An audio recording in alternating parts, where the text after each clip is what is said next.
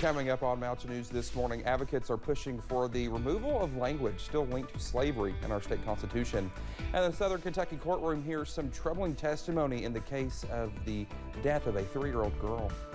Dedicated to Eastern and Southern Kentucky, this is WYMT Mountain News this morning. Well, good morning, y'all. It's 5:34 here. I'm Dakota Makris on your Tuesday.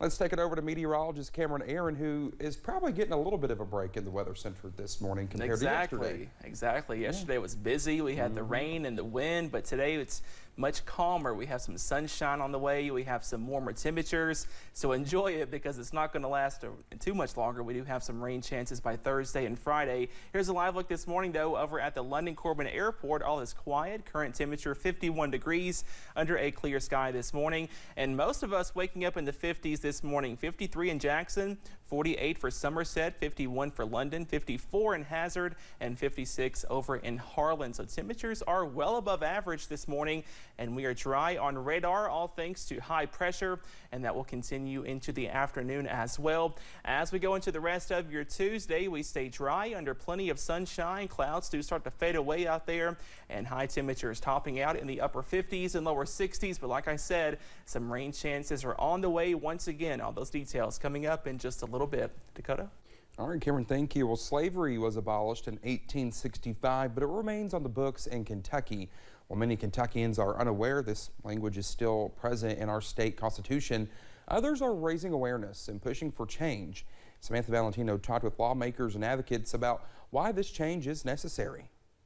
Section 25 is merely the reuse of the 13th Amendment to the U.S. Constitution, which abolished slavery in the United States. It is the exact same language. Section 25 of Kentucky's Constitution reads slavery and involuntary servitude in this state are forbidden, except as a punishment for crime, whereof the party shall have been duly convicted. Executive Director of the Kentucky Commission on Human Rights, Terrence Sullivan, is one of many calling on Kentucky lawmakers to change the state's constitution. A lot of their prison systems were designed to basically work the same fields that they had once used as slaves.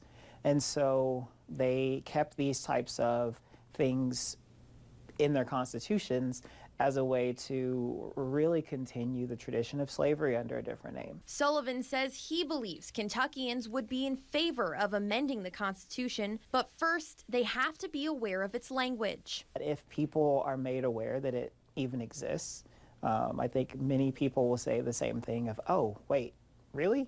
And make that decision to change. Ultimately, the decision would lie with Kentucky voters. A proposed constitutional amendment would appear on the statewide ballot for voter ratification after being passed by the legislature. I think we ought to let the people speak on this issue that's clearly is grown out of our past, an unacceptable aspect of our past, and is manifesting itself, at least in part, in our present. Senator Gerald Neal says he thinks an amendment to Section 25 could pass in Kentucky. I don't see where there's a loss on any level because, as I've said before, I don't see any immediate changes, but it will stimulate perhaps our thinking about how we deal with this question of those who break the law. Kentucky wouldn't be the first state to make this sort of change. Tennessee is one of 4 states where voters chose to ban slavery last year. If we mirror the amendment passed in Tennessee, for example, slavery and involuntary servitude would be forever prohibited, but inmates could still be put to work. To say that slavery in no form exists in Kentucky, even if you're convicted of a crime, is a big win. But we would need to go the extra step and pass laws that give some rights and freedom to folks who are incarcerated. While many are calling for further prison reform in Kentucky, they see banning slavery in the state as a long overdue step towards righting a wrong. Samantha Valentino, WKYT. The deadline to file bills in the 2023 legislative session here in Kentucky has passed. The earliest we could see a similar amendment on our ballot is in 2024. Well, there was troubling testimony in a Southern Kentucky courtroom Monday after a 3-year-old girl was murdered. Well, state police say 3-year-old Amora Smallwood was killed and now her mother's boyfriend is facing charges. 22-year-old Jordan Taylor appeared in court yesterday. A judge decided to increase his bond to $1 million. Horrific details were revealed by KSP Detective Logan Gay when questioned by Commonwealth's attorney Ronnie Bowling. Can you give the court the general nature of the injuries she sustained as you knew about it on that night? Blunt force trauma to the head and entire body. Was a CT scan performed on the child? It was. And what were the results of those CT scans? It showed multiple brain bleeds. And was an autopsy performed on this child? It was. And was there a preliminary diagnosis occasioned as a result of that? Yes. And what's the preliminary diagnosis and cause of Amora Smallwood's death? Blunt force trauma to the head and body, non-accidental. Well, the Commonwealth's attorney says a grand jury will consider the case against Taylor within the next 60 days. 2 people were arrested in Whitley County following an overdose. Deputies say they responded to a home in Corbin and found 3 children, alleged fentanyl and a registered sex offender, and the children's parents. The overdose victim was taken to Baptist Health. Their condition is unknown. 24-year-old Matthew Dean and 23-year-old Sandra Dean were arrested and charged with criminal abuse and endangering the welfare of a minor. A Wayne County woman was arrested Sunday after she reportedly shot 2 dogs. Deputies say they arrested Julie M. Goatee. Officers say she broke into a locked car at a home on Kentucky 3285 and found 2 guns and then shot 2 of the homeowner's dogs. They say they found the 2 dogs injured inside an animal enclosure. They also found 2 handguns about 20 feet away from the enclosure. Wayne County Animal Control responded to the scene to help with the injured animals. Their condition is unknown at this time. The Jenkins Police Department is asking for help after finding a man who ran away Sunday night, leading officers on a chase through 2 counties. Our buddy Forbes has more on the suspect, who they say is a repeat offender. It started with a traffic stop in the Jenkins community. Subject was driving at a high rate of speed through our town, had his bright lights on, which became a chase that circled through Letcher and Pike counties. They lost him in the Kelly Mountain area of Pike County.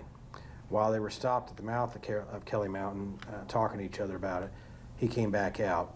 The sheriff's deputy told us that he did attempted to run him over. Jenkins Police Chief James Stevens says 30-year-old Jared Ratliff led the chase, putting officers and the communities in danger. Back behind the wheel less than 1 month after being released on mandatory re-entry supervision, previously serving time for similar charges. He's been through this before, actually been shot before, and here he's done it again.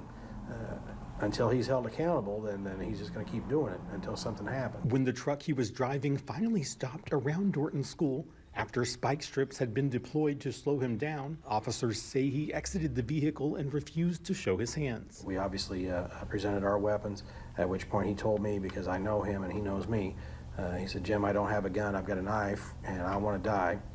At which point I again ordered him to place the knife down and get on the ground. He then escaped on foot, not slowed by the non-lethal attempts to slow him down. Officers did not have the resources to continue the search, so they are urging the public to beware. You never know with another human. You don't know what kind of things he's going through that made him want to go hauling booty through town anyway. And you don't know what other kind of things are going on with him. So anytime you deal with any kind of lawbreaker, you never know. As they work to get him off the streets. In Letcher County, Buddy Forbes, WYMT Mountain News.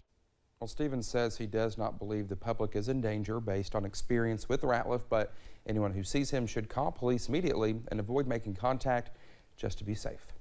What is said this morning, the creator of the comic strip gets major backlash from newspapers and his publisher after he posted a video to YouTube that many say is racist. And sunny weather returns on your Tuesday, but another weather system is on the way by Thursday and Friday. That full first alert forecast coming up.